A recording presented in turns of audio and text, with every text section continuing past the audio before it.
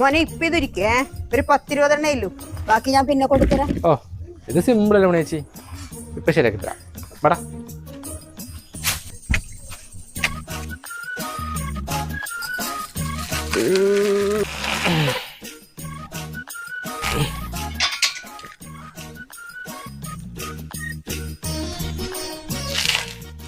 അങ്ങളെ ഇതെന്നാ പരിപാടി?